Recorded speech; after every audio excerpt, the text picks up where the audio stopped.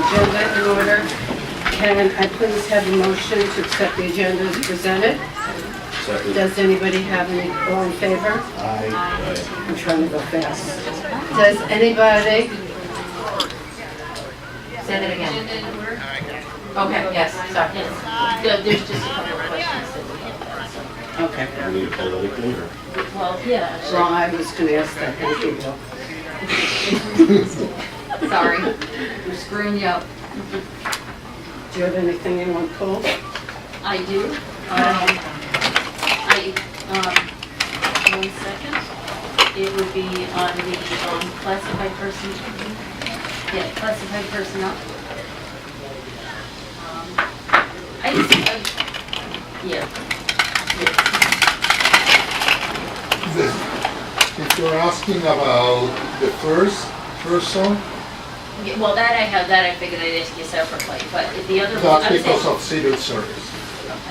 the other ones, it just, is now the time, or we can vote for the other thing? No, it's fine, we have a lot of time. Yeah, we're hiring 3 custodians Yes. because we're short. Okay, We're short because we have some retirements and we have some custodians that left. okay, that's what I was asking, because it was Yeah. surprising for me to see, 3, yes. 3, like, that's Yeah. exceptional. I've never seen it before, so, all at once. Okay, that was it. Can you tell me your Just hold it down. What was the number? It was classified 5, 6, and 7.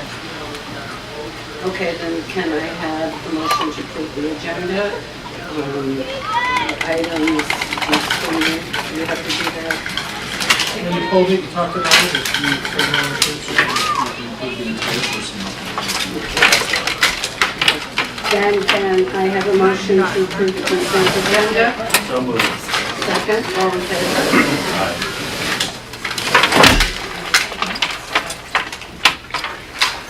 Are you okay? No, I didn't, again, I've never, I just, All right.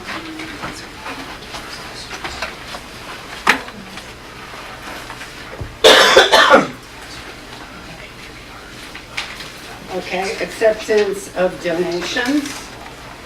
Our first is a employee from New York Life made a very generous donation of $1,110, and the district received a matching donation from that employee. We thank you very much for your generosity.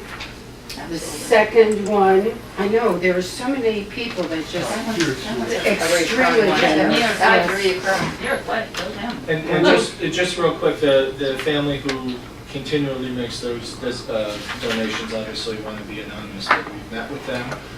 They've met with the middle school and high school teams in terms of how they would like that money earmarked and directed.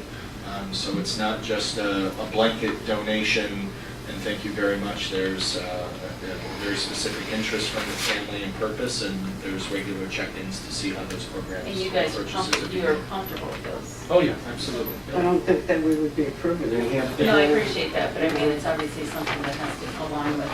Yeah, I just wanted to clarify that, so it's not just revenue that comes in and we, either put it in a reserve or it sits somewhere. There's, it's earmarked, Enrique earmarks it in a particular budget line, and we're able to track the purchases and then track where the equipment and what the donation. That makes them a lot more comfortable making such Sure. donations. And our next one is Blue Mountain Middle School Art Department has received a donation of a Mac mini computer, mouse, monitor, keyboard, and trackpad speakers from a district parent. That's another extremely generous donation. Thank you very much. And our last one is a recurring donation, Barbara Katzenstein Scholarship Fund.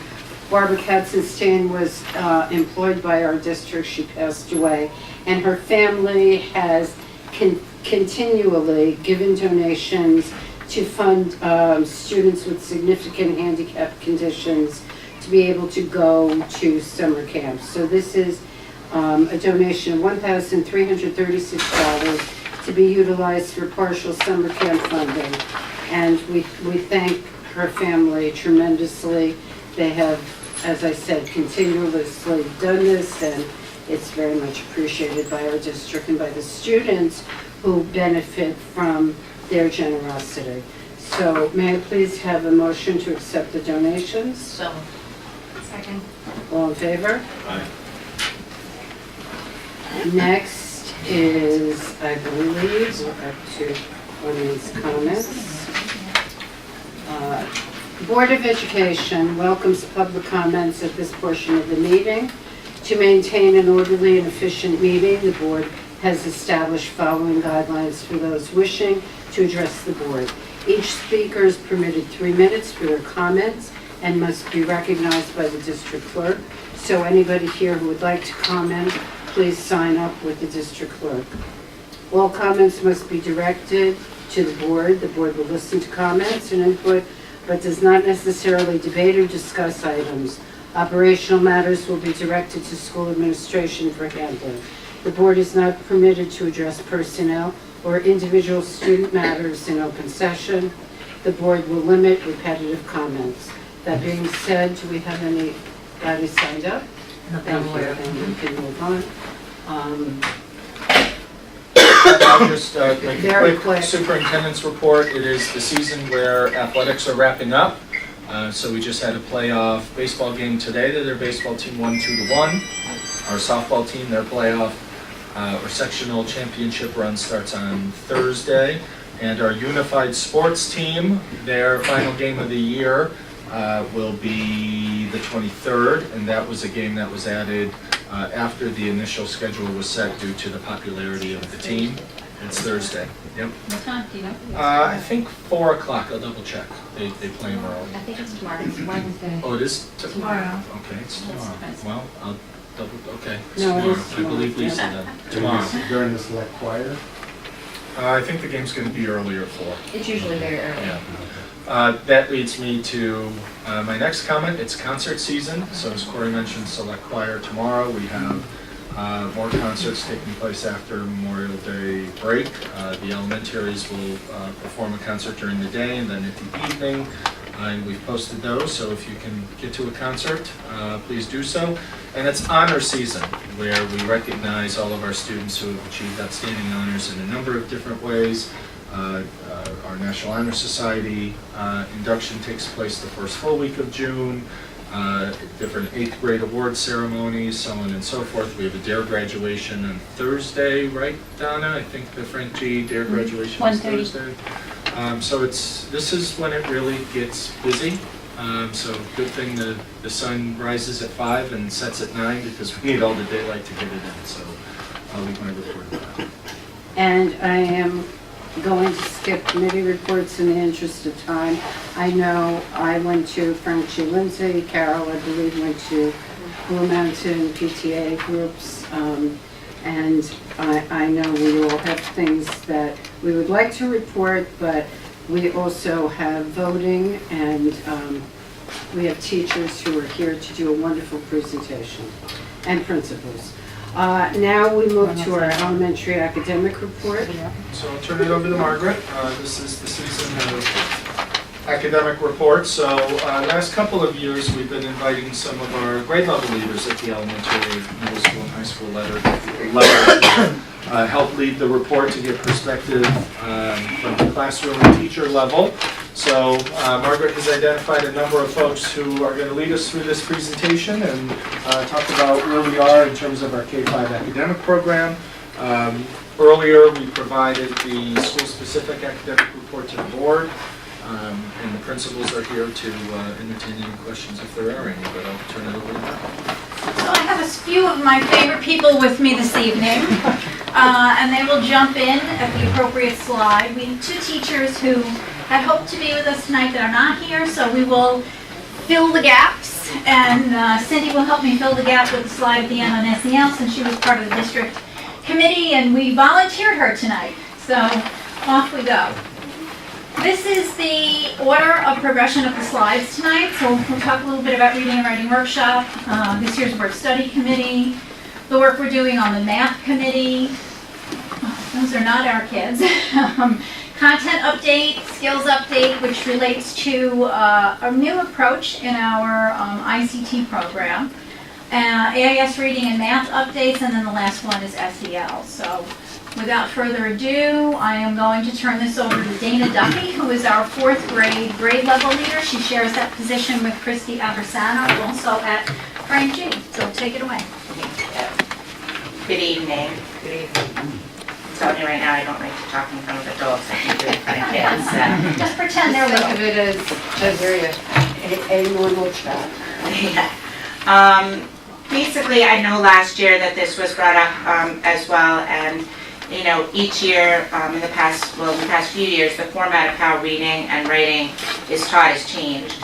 To start with reading, Dan Fagelson came to us 2 years ago to introduce a more student-centered approach to teaching reading. And we focused less on the, the recall of facts. We used to do it just as a summary and stuff like that, and we focused more on developing a deeper understanding of what the child is reading.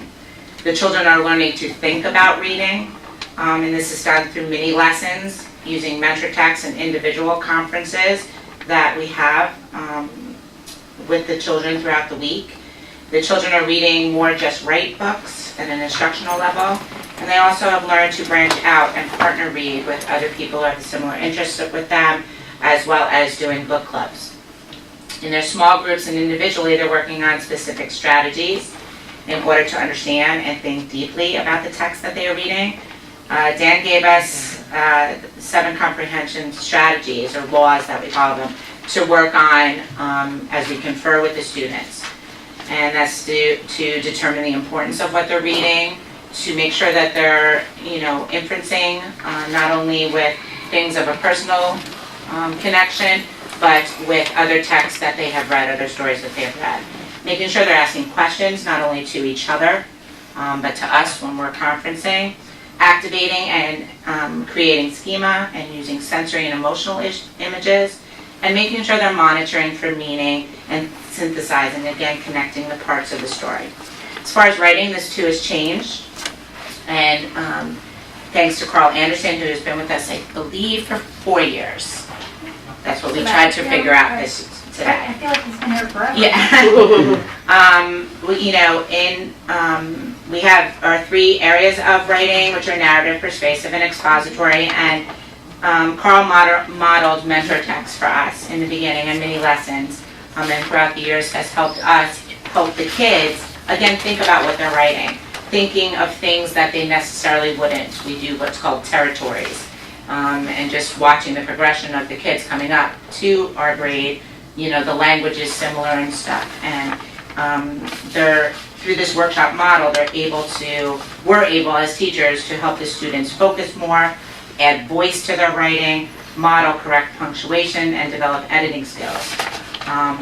The writing workshop model has also helped students go out of their comfort zone. They enjoy writing about things that they feel they are experts in, and things that they might never thought that they knew anything about, through discussion, both with other children in the class and with the teachers. Both the reading and writing workshop model has enabled us as teachers to focus more on skills where they need improvement and enhance their strengths. It's allowed the students to feel more comfortable with their level of reading and writing while giving them the structure yet the freedom to be successful readers and writers. Thank you.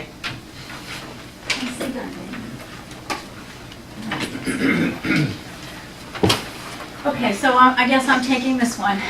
Word study committee. So an offshoot of reading and writing workshop, probably this year more formally, although there were always sidebar conversations about this, is not just teaching kids to be strong readers and critical readers and strong writers, but also to remember that we have a skill set that we have to embed.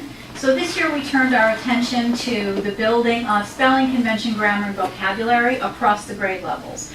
We do have a program right now that we use K through 2 called Foundations, which establishes the beginnings of language understanding, how letters and sounds come together, what we call phonemic awareness. We've had some mixed results with that, which caused us to just hit the pause button and ask each other, what is really going on here? Is there a question of fidelity to the program? Is the program not meeting the needs of our particular children? Is it used maybe in the wrong format? Maybe should be moved to an AIS platform as opposed to core instruction? Is there enough practice of skill once a skill is introduced? So we've asked a lot of questions of one another, and it's used across all 3 schools. So, and had some interesting insights. And we actually spent a full day with Dan, the Dan that Dana mentioned, because this was one of the first books he wrote about how we teach this in a workshop model. And so the Word Study Committee is looking at putting together a scope and sequence for K-5 for all of those 4 areas that will help us make sure that we're committed to the outcomes of the standards in each grade level. Where we go from there is making some determinations about what the resources are that teachers have available to actually do this instruction. So, I don't know, is anybody here on that committee? There are a lot of us on that committee, K-5. It's a nice group. We talked about, next meeting is towards the end of June, dividing ourselves up and figuring out how to take on that work over the summer so that we can accomplish what we would hope to, and also address it early childhood K-2 versus the intermediate grades 3-5. I know this has been a dilemma that the board has talked about, you know, back and forth, and you know, we've had conversations with you, we've had conversations with board members, had conversations with me. What exactly are we doing to teach spelling and some of the conventions of grammar and writing? I mean, are there specific programs outside of foundations that we're using that make children accountable, or is that no longer I don't want to say based that on we're research? Abandoning foundations, because I don't think we've come to a decision yet. So I don't want to jump the gun on the committee, because they have to be able to have their say, and we have to look at the Oh, outcomes. absolutely. We did talk a little bit about a spelling program called Words Their Way, which is hugely popular and gets terrific results, really even beyond elementary, because it works in terms of stages of spelling development. The premise of Words Their Way is that children learn to spell by understanding patterns, Yep. not memorization. Convention, we had a long conversation about the teaching of convention embedded inside reading and writing, what are kids capable of using appropriately. I think the good example that Dan gave us that seemed to resonate was if you're teaching a unit on narrative writing, you would most likely spend your time teaching about the use of commas and the use of dialogue, so quotation marks. So very authentically coming from what kids are showing you they're able to do, and then your lessons on what they're not yet able to do kind of lift itself off the pages, if you will. Grammar the same way, vocabulary slightly different, and it's attached a little bit both to what we call Tier 2 vocabulary. That's the words that transfer across content. So research on vocabulary, and interestingly it breaks out this way both for English speakers and English as a second language speakers. There are 3 tiers of words, if you will. Tier 1 words are what you and I would call sight words. Right. They're not phonetically engaging, they just have to be memorized. And then there's Tier 3 words, which are words like photosynthesis, that you're only going to encounter inside of content in a very isolated experience, and you're not going to use that word on a day-to-day basis. So really the target for vocabulary instruction is Tier 2 words.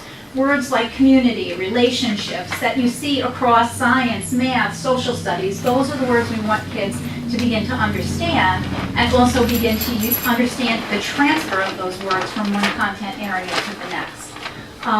There are, I don't want to say lists, but I will, of Tier 2 words that have been researched that we can now begin to look at and make some determinations about. How are we committing to the core Tier 2 words so that kids come to understand what do I mean by community and social studies is very different from what I mean by community and science.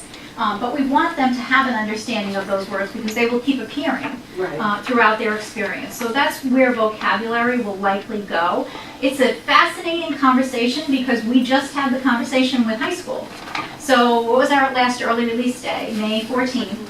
I started at the high school with the ELA department, and we actually had an old friend come back. So Amy Benjamin has been working with the high school staff again. She's very good. And she came that day to talk about use of academic vocabulary and how we teach academic vocabulary at high school.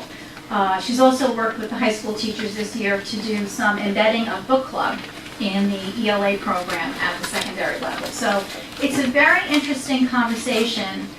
K-12, we had a sidebar to that also with middle school earlier in the year when we had a consultant in on ENL instruction, and Anicia asked her to specifically work with the general ed teachers on how to enhance vocabulary development for the ENL students inside their content areas. So it is, Kathy and I at the beginning of the meeting, and maybe she'll talk about it when she speaks to the content. It's always been my goal to get us to K-12 content teams. The power of that is an understanding that what I teach as a third grade teacher or not has an impact on kids all the way down the line. And so when I choose to leave something out, I'm probably disadvantaging an opportunity up the road. But if I never have a chance to dialogue with those colleagues, I don't understand the power of that. So this has been a very interesting conversation because is becoming K-12. I'm going to get to another slide in a minute, so I don't want to get ahead of myself. But that's where we are with Word Study. It's a terrific group of people, I'm sure Dana would agree, across all grade levels and all 3 schools.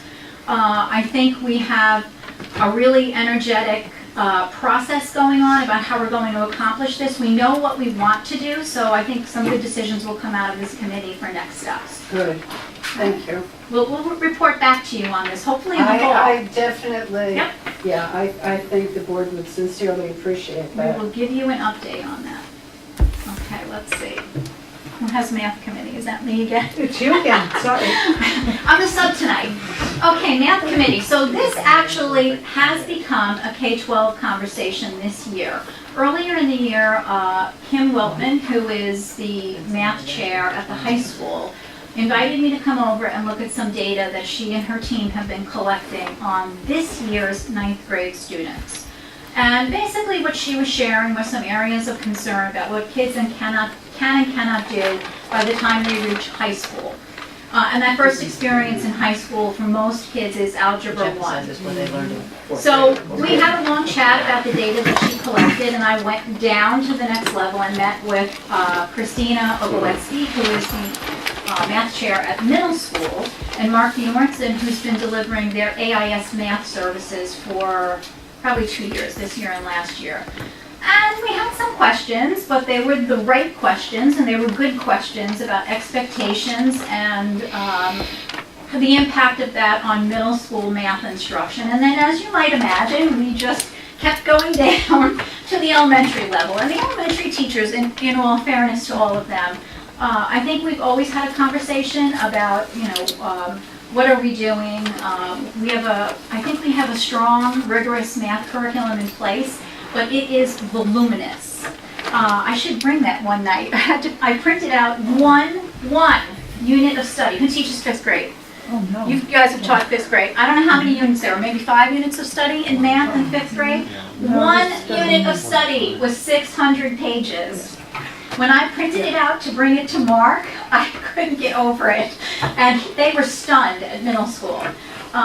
So we started a conversation about what are the areas of need that we see even as kids move through this program and on into the middle school. And actually we've identified 2 fairly quickly, but the elementary teachers who are actually delivering this instruction also understand that there's some work that has to be done about pacing, because it does feel very breathless.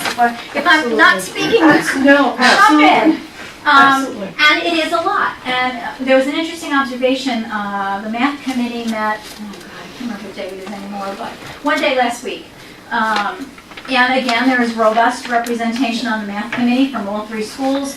Christina and Mark joined us, as did Kim this time.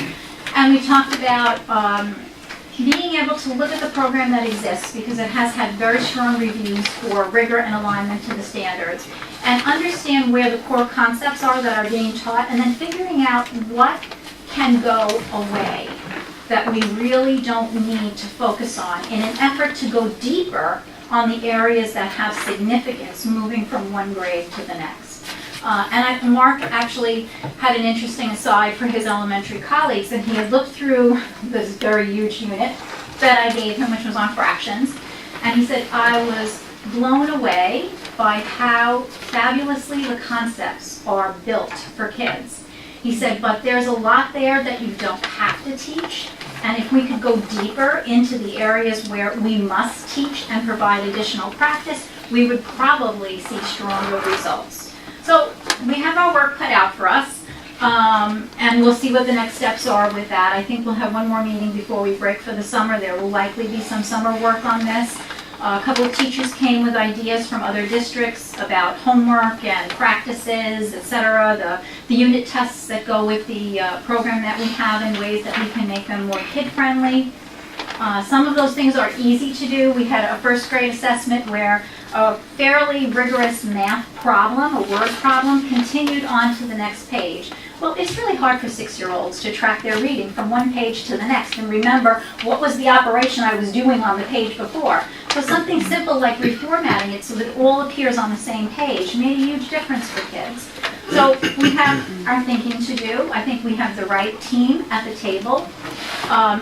Adding to the math committee, as you well know, because we've talked about it in earlier budget meetings this year, we have had one AIS math teacher at the elementary division this year. The secondary folks are thrilled that we are taking a step in that direction. This year we're able to add 2 more.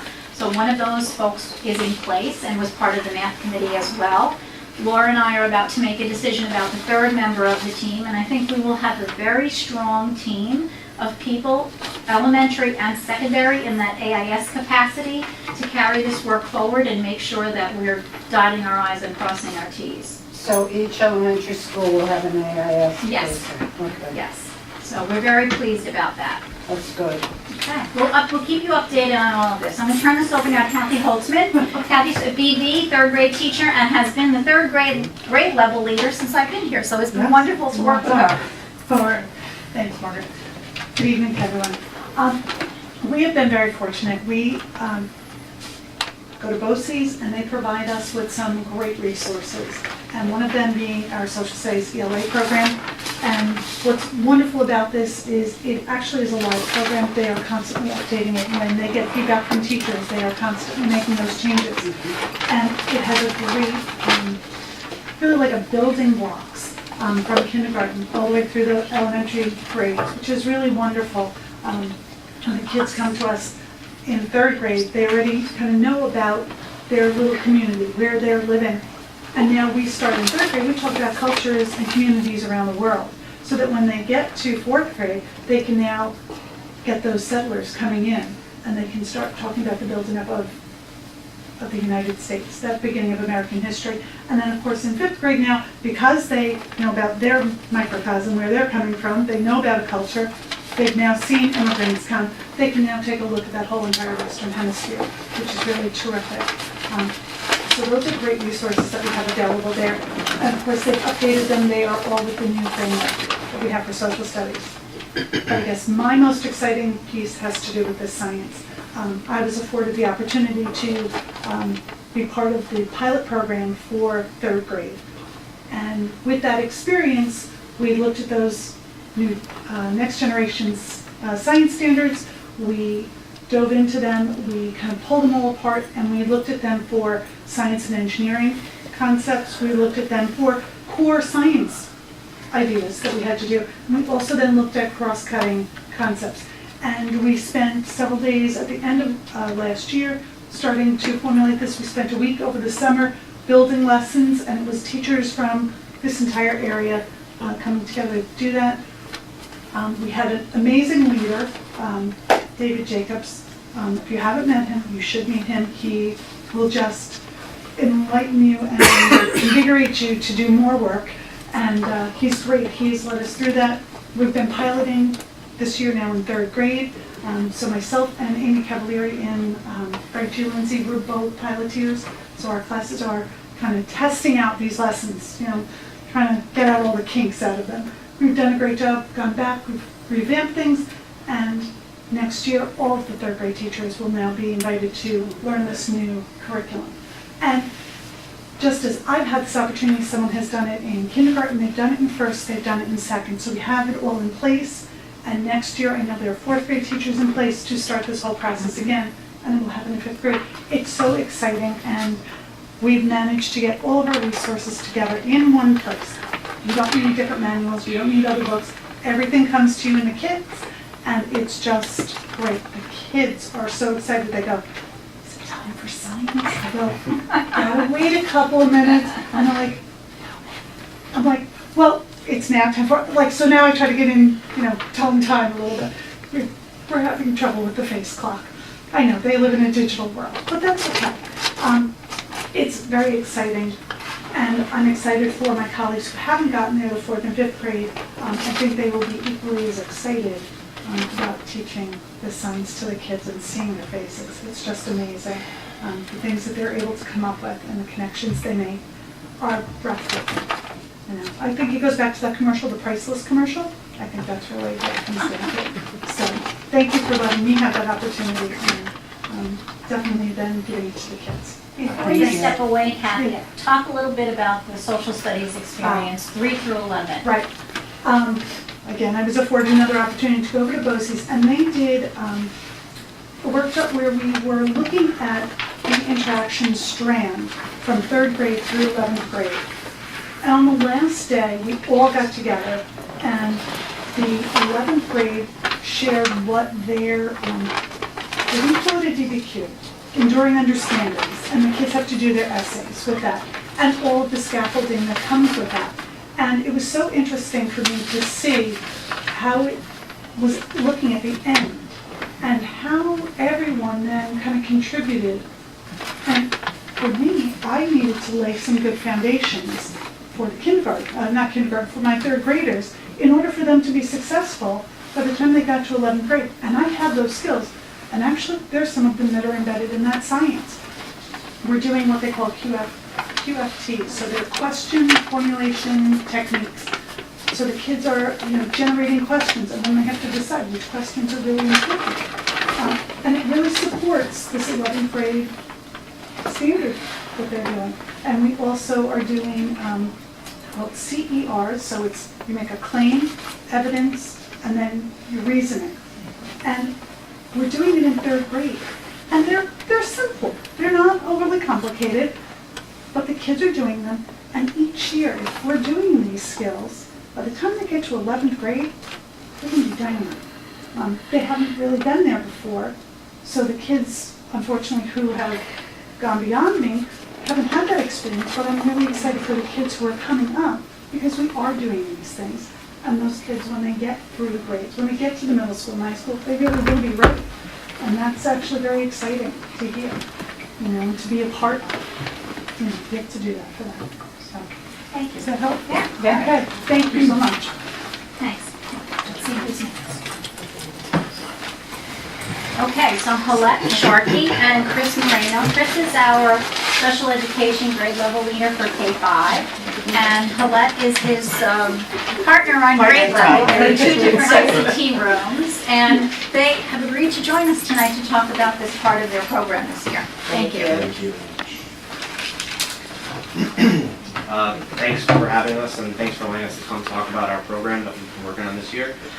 So what is Skills? Our Skills program is a program that we specifically have designed to help meet the needs of diverse students. It consists of pull-out periods that allows the teachers to implement, design and implement more focused and individualized instruction that target a number of different areas for our students. These areas include IEP goals, gap skills and prerequisite skills, and also pre-teaching and reteaching of content area subjects for the grade level content that they're learning in class. Our skills classroom at Frank G, we built in a station model. Students rotate to 4 different stations with 4 different individuals. They work with myself and Colette and our 2 assistants.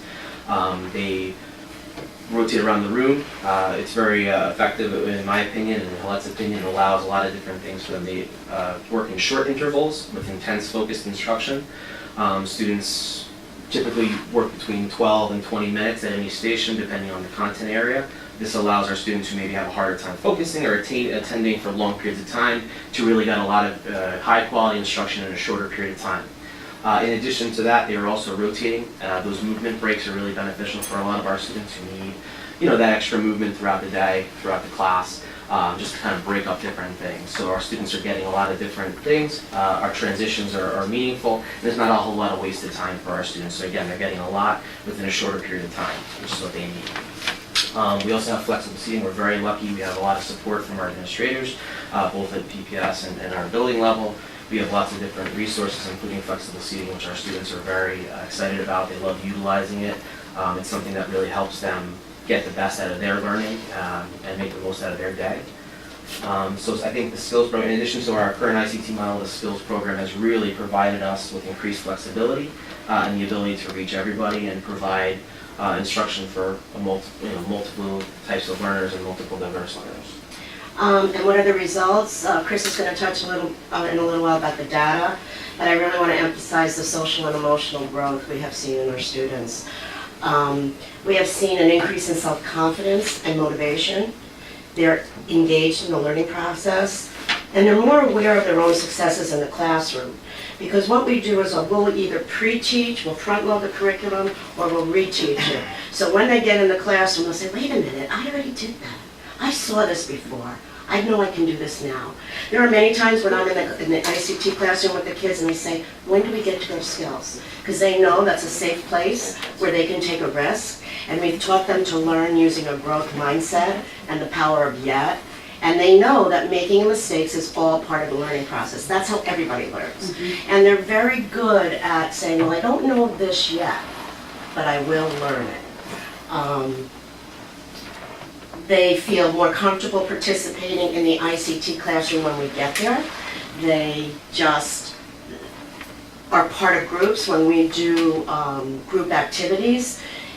People walk in and say, I would never know who the special ed kids are. They are engaged, they are participating, they are learning, they are having the same type, they are evaluated on the same type of rubric that everybody else in the class is, and they're being successful. That's how it should be.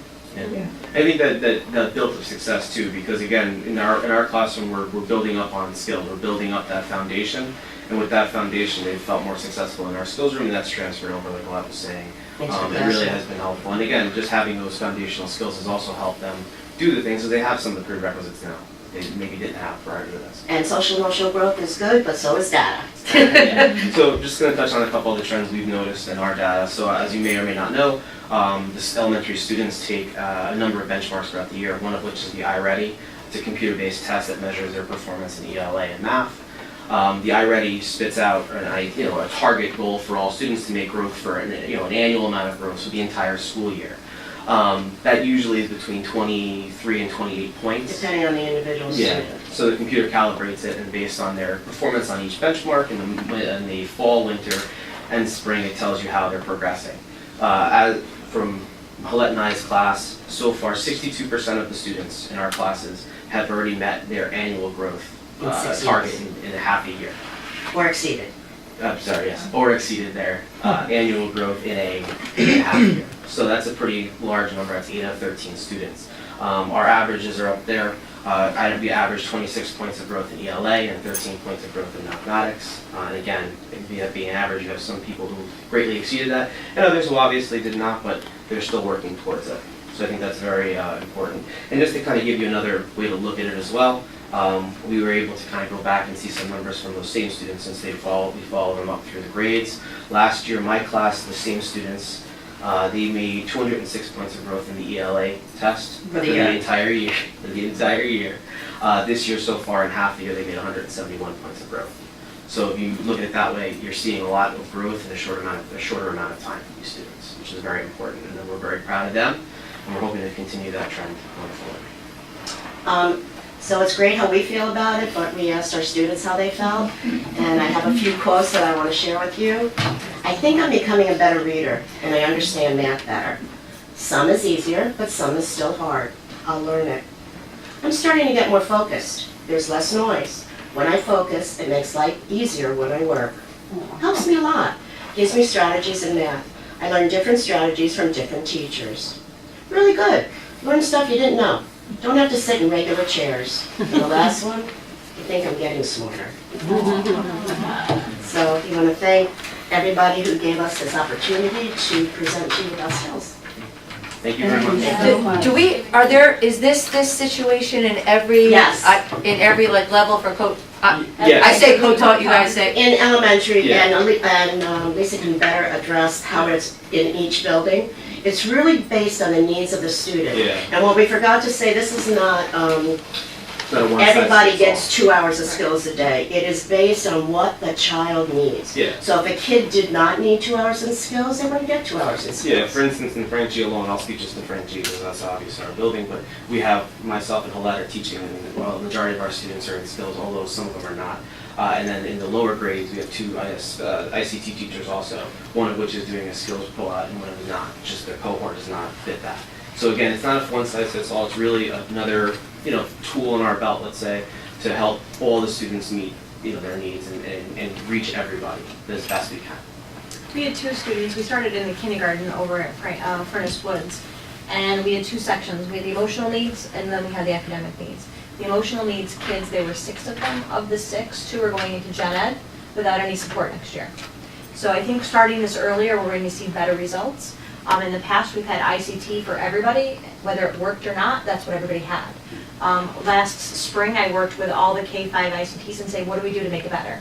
We're seeing data like this. Data's not growing, we're plateauing, we're dropping, and we just started throwing things around, and this is how it came about, and the difference we're seeing. I can't wait to see where the kindergartners are in 3 years. And I'm hoping that our reading is actually going this way, and we don't have these huge gaps. How long is the skills program generally? It depends on each student. Like, Chris has some kids that get an hour a day, Yeah. some kids get 2 hours a day, and the rest of the day they're in the classroom with support either from them or their teaching assistant. Yeah, and going forward for next year, like I can think of a student off the top of my head who, is going to have just the ELA portion along with the math. And that's the kind of what we're going to be looking at each individual student. What do they actually need? Do they need that support, or do they need that support? And that's what's been really helpful. So, I'm sorry, it could be an hour of math and an hour of reading? Yes. Could be. Okay. Or it could be 2 less. hours of reading? I know, and if the ma'am. child Right now, we're needs- dividing it into Usually, reading and yeah. math, because we Okay. looked at our cohort and we looked at their needs. And reading, of course, is the most critical skill we can give our kids, because that's going to take them everywhere. So we take them into reading, and then the math, we also do the front loading, we do the pre-teach and the re-teach, because everybody who knows Engage New York knows it's like a lesson a day. So our kids don't get math that way. We have to pre-teach it and re-teach it, and that's what all the stations do. I'm so happy to hear this, because I think it's making a world of difference for our kids, and, being able to provide these programs, it's great. And to have the two of you teaming, where one could do math, one could do reading, that's wonderful. Thank you. Thank you. Thank you. Thank you, guys.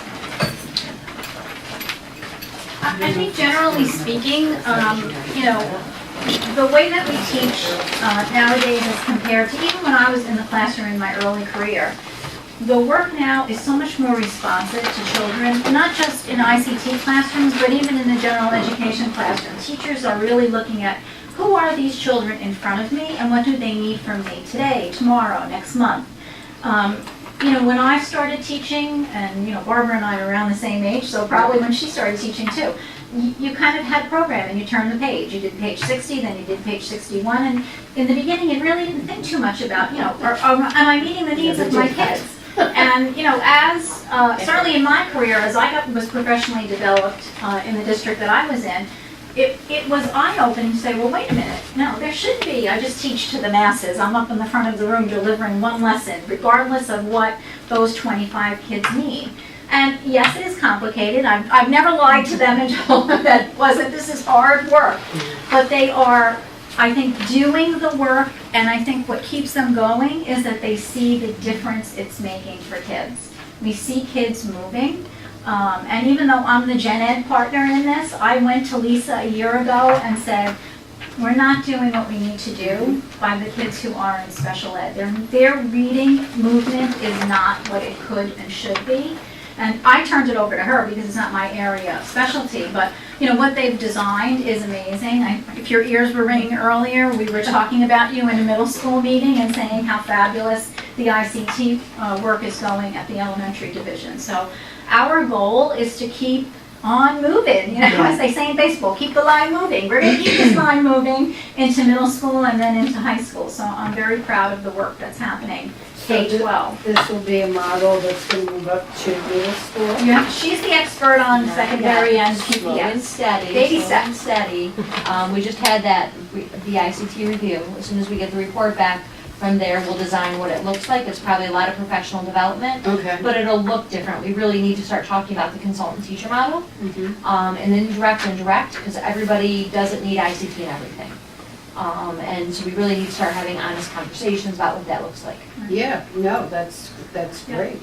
Can I just say something as Yeah, a gen ed please. teacher? I've been in the district for over 20 years and I've taught ICT, and it's been many different names over the years.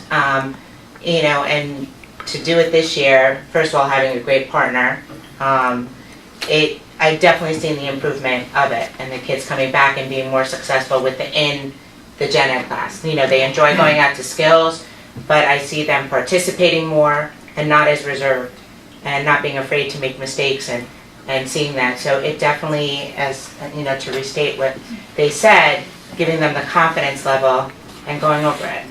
Are they coming out brain surgeons? No child is. But they are, I just see their whole demeanor. Well, in fourth grade. But I see a whole different demeanor in the kids that have gone. I find this a very beneficial program, and I hope it continues. Again. Are they missing, what are they missing when they get pulled out? Basically, in the morning, what we do, we start off our morning, and I can just talk for Chris in our class, and Halette and Christie's. We start off with math in the morning. So we'll either do a whole lesson, or Chris and I do have rotations within our class, depending upon their level, the level that they need of instruction. And then they will go to skills about, 45 minutes in, 45 minutes to an hour in. And then it'll be the reteach that Halette was talking about. And the pre-teach for the next day. Yeah, the idea is realistically for them not to miss anything, anything new. So I mean, that does take some scheduling, it takes some doing. When we pull for ELA, for instance, you have to be doing your career portion of your thing. So you're basically just doing some different, they're getting different skills while the mainstream students are getting different skills in their room. Especially in math, we have to we had to do the way their station works, we have to kind of front load the students who work with me at skills with Dana and I, and then when we leave, they get the math lesson. So it takes some manipulation of the schedule, but you can do it where you're not missing, chunks of content and things of that nature. Yeah, and the great part, as far as at Lindsay, the skills room is right across the hall from our classes, right next door. So, if we have to be a little bit flexible so that they don't miss, because if we're doing a science experiment and it lasts longer, they don't miss that and stuff. So, and it definitely takes some juggling, but it works. It really does work, and this is probably in all my years here the best ICT model that I've worked within. And you've done other ICT. I've done, over the 20 years, I pretty much, depending upon the years that it's fallen, either every other year or every 2 years. And I've done it each year with multiple different wonderful teachers, but I just see a bigger difference in the children that are experiencing these skills, because they're getting that double dose, less distraction in another, but they don't feel so detached from that. And like Colette said, they're if they don't go to skills, they're why aren't we going to skills, for something? And, for a while there I had a complex that they just wanted to be out of the room away from me, but it works. It's a great program. And I will tell you that, if you're worried that they're missing something, our reading and writing consultants go into every classroom at the elementary division to coach. So it's a one-on-one session where the consultant watches them teach and then gives them feedback later on. And they are blown away by the level of ability that exists in all of these classrooms. They are not missing instruction. They're getting what they need so they can participate fully in the workshop model with their colleagues. Right. So I know that Halette and Chris are representing Frank G tonight, but the model exists equally as powerfully in Furnace Woods and in BB. Some places we have what we call marriages with the gen ed and a special ed teacher that stay together and they loop through the kids together. Some from Laura and Carrie for years have co-taught in an ICT model at BV. Some people at Frank G, there is some change and some pairs that stay together. So, teachers have the option to do that, but as you all know, two people together sharing a room, that is a marriage, and you have to make that work. So all credit to these folks sitting here that they've made it work, and their kids are benefiting because of it. So we're all very proud of what's been happening this year in that model. And I'm going to jump in and just say the next couple slides, we're going to put you on the clock. We've got about 10 minutes, so we can head over do the budget thing. and vote and do the budget thing. All right, so I'll do this quickly. I'll be on the sub for AIS services. So reading and math again, basically moving forward, trying to stay more focused on the data and the results to figure out kids getting in and out, and also to reflect on whether something is working. So you'll see at the bottom, under AIS reading, all the way at the bottom, you see LLI, Wilson PAF, early intervention model. There are a lot of different approaches to teaching a child who has fallen behind in reading. The goal that we have in place is to look at each student and say, what is the tool that will work for this child? And it won't be the same for every kid. So the ability, and another thing that Lisa and I have partnered in, is trying to make sure that each school has both regular ed and general ed teachers who have this training, so that it doesn't matter whether the kid has an IEP or not. There is someone in the building who can provide the service that we decide in an RTI meeting the child needs, and that's critically important. So we definitely have made a commitment to that. We have a whole new cohort of teachers getting trained in Wilson this year who will be in place next year doing a practicum. That's very exciting. We talked actually earlier today with John and Anicia about training some people in middle school and some things here as well. AIS math we already talked about, so we know we're having one teacher in each of the buildings. I am so confident that this is the right direction for us to go in to close some gaps in math. I think we'll have 3 very smart, capable people understand how to use the data, and even though they are elementary people, they are math people, and that is amazing to me. So we're really happy with where this is headed. And I think this, so I'm not going to get into this. These are 2 new tests that we purchased for the RTI program, one in reading and one in math. Okay, all right, Cindy, take it away. 30 seconds or less. Okay, perfect. So the board heard a few weeks ago from Margaret and Lisa about the work that we've been doing with the district committee in the area of social and emotional learning. And last Tuesday, we rolled that out to all of the elementary teachers, teaching assistants, teachers' aides. We all came together at Frank G, and they heard an overview of some of the work that we've been doing over the past several months. Then they had time to delve into their grade level kits with the teachers from across the grade level throughout the district and look at what those lessons will be for next year and start thinking about that a little bit more. During that time, Josh, Donna, and I met and we went through the principal's binder and brainstormed and came up with some things that we're going to do at the building level and then work on and what it will look like in each of our buildings.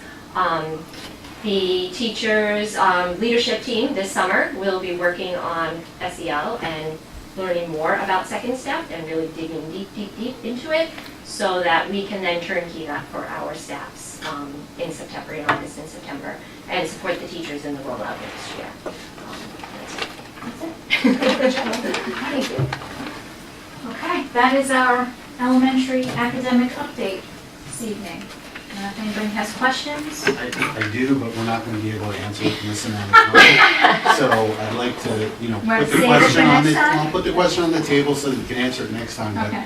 But, I hear a lot about our curriculum and, we have reading, writing, math, science, all very standard subjects. When I look at the future is AI. The future is robotics. We're going to have a very different workforce, a very different way of thinking. Kids need to be taught how to think and adapt versus, content and memorization. So, what are we doing? What have we done to prepare kids for that new way of working, for that new workforce? Well, I The know that. science, the science So that we're the doing science, is so I so heard the there. QFT and I heard, you know, So the there. We clean can talk more about evidence. that. Right, so there are some components that I've heard here. Yeah.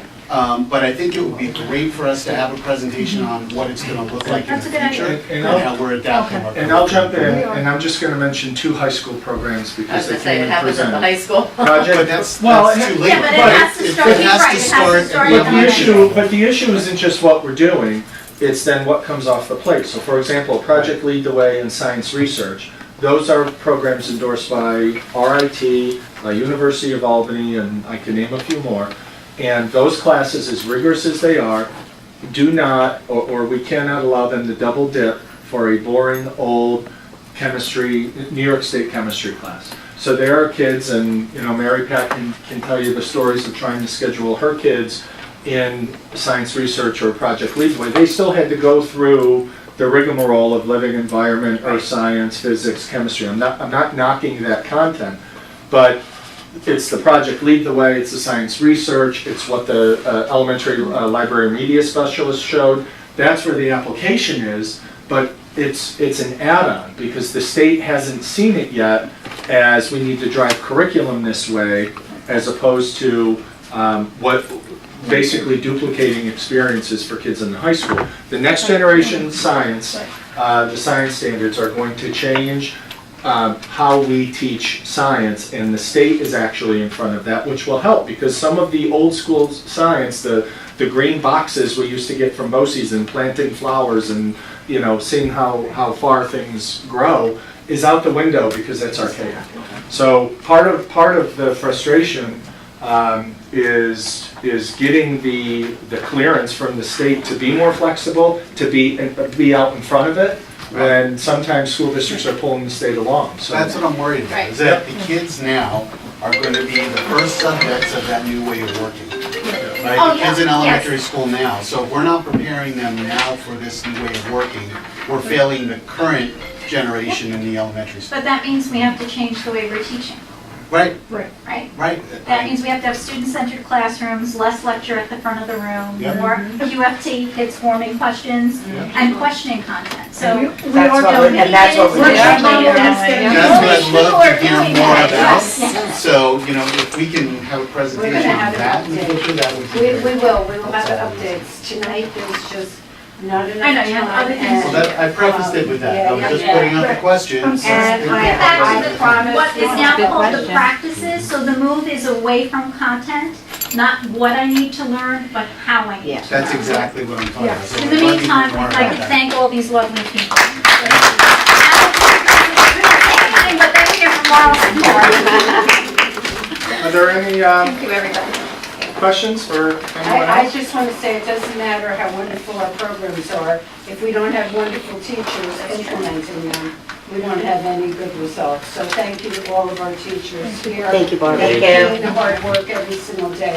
And I want to jump on that. This district made a huge financial commitment a couple decades ago to have this teacher leadership model, and it's morphed and it's grown and it's moved around. But these folks are the teacher leaders, and they're the ones that are a few steps ahead. They're the ones who we sort of consider our think tank, and they're the ones who work with their colleagues by grade level and across schools to bring them along. And the work is exciting because it's not always top down when we hear from the state. We're able to build, we're able to adjust, we're able to reflect and move in different directions, and they play a huge role, and the principals also. They know when to get in front of the bus, and they know when to let the bus go and lead from behind. So I wish the other folks could be here, but we had some scheduling issues, but this is becoming a well-oiled machine, especially when you think about 6 years ago, and I told this story at the PTA meeting last night and last couple weeks at the elementary. 6 years ago, we were freaking out about the Common Core math and new math and math coaches and oh my goodness, and new vocabulary and all of that craziness, and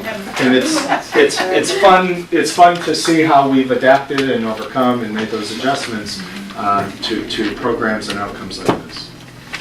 Mary Pat and I, and you as well, walked into a presentation, and oh my goodness. Yeah. Yeah, we have come a long way in a short period of time.